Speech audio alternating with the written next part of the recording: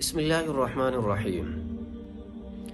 جناب سیدنا ابو ہریرہ رضی اللہ تعالیٰ عنہ ارشاد فرماتے ہیں، جناب نبی کریم صلی اللہ علیہ وسلم نے فرمایا کہ ایک مسلمان کے دوسرے مسلمان پر 6 حقوق ہیں۔ سب سے پہلا حق جو ہے، مسلمان کو سلام کرے، اور دوسرا حق جو ہے، جب ایک مسلمان اپنے دوسرے مسلمان بھائی کو دعوت کرے تو وہ دوسرا مسلمان اپنے بھائی کی دی ہوئی دعوت کو قبول کر لے۔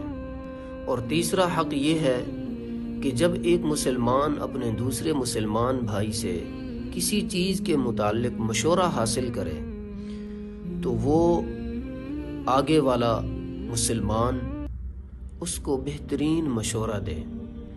اور چوتھا حق یہ ہے کہ جب ایک مسلمان کو چھینک آئے اور وہ مسلمان الحمدللہ کہے تو وہ سننے والا مسلمان اس کے جواب میں یرحمک اللہ کہے۔ اور پانچواں حق یہ ہے کہ جب ایک مسلمان بیمار ہو جائے تو دوسرا مسلمان اپنے اس بیمار بھائی کی تیمارداری کرے۔ اور چھٹا حق یہ ہے کہ جب ایک مسلمان فوت ہو جائے تو دوسرے مسلمان اس کے جنازے میں شریک ہوں، اس پر نماز جنازہ ادا کریں۔